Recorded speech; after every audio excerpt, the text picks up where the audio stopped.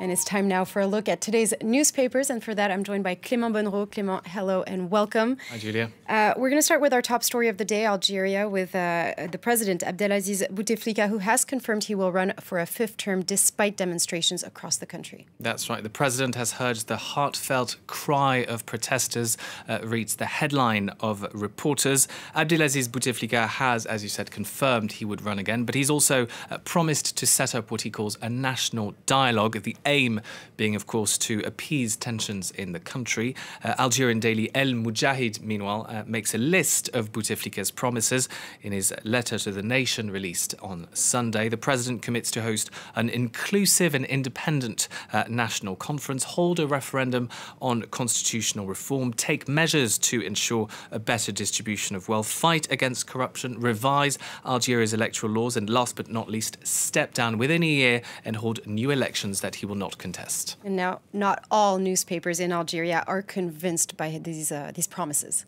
Bouteflika running again against the Algerian people is the headline of Liberté.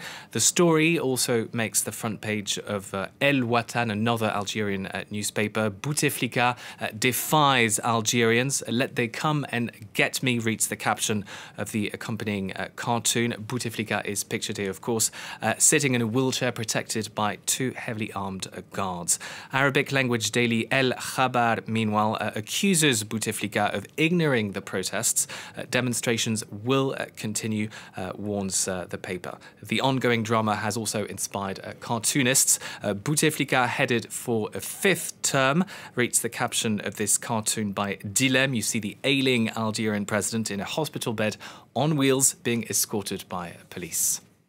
Meanwhile, there have also been demonstrations here in France, which is home to a very large Algerian community. Indeed, protesters gathered in Marseille, Paris, as well as other French cities in solidarity with Algerians back home in Algeria. There's a couple of photos, actually, from a rally that took place on Sunday on the front page of La Marseillaise. From Marseille to Algiers, Algerians are saying stop to Bouteflika, reads the headline. Franco-Algerians are not the only ones to worry about the situation in Algeria, actually. Le Figaro reports that the French government is also deeply concerned.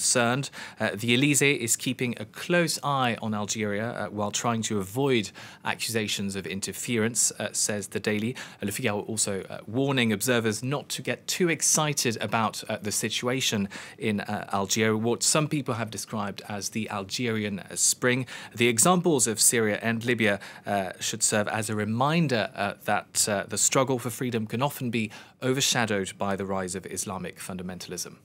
Now, in other world news, papers around the world are also focusing on the battle for Baghouz, the Islamic State's group last stronghold in Syria. That's right. Baghouz bombarded, reads the headline on the front page of Abu Dhabi's The National, alongside a photo of what the paper calls the fiercest night of fighting to retake the city. The paper tells us that the fall of Baghouz would be significant, but warns that the group will continue to remain a security threat in the region. The Islamic State group may have been defeated militarily. Its ideological pull endures. And on a much lighter note, in Northern Ireland, scientists have made a quite surprising discovery. Yes, well, you can see a picture right here in this article from Quartz. No need to explain, it's a penis.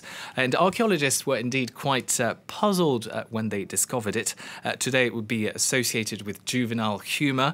But in the Roman era, historians tell us it was a rather common symbol, a symbol of good luck that adorned doorways and walls across the Roman Empire.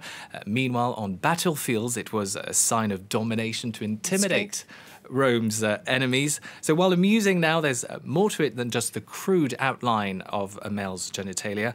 I'll definitely try to bear that in mind next time I see one daubed on a metro seat here in Paris. Thank you so much. Clément Bonnereau there for the press review. If you want to watch it again, you can go to our website, france24.com.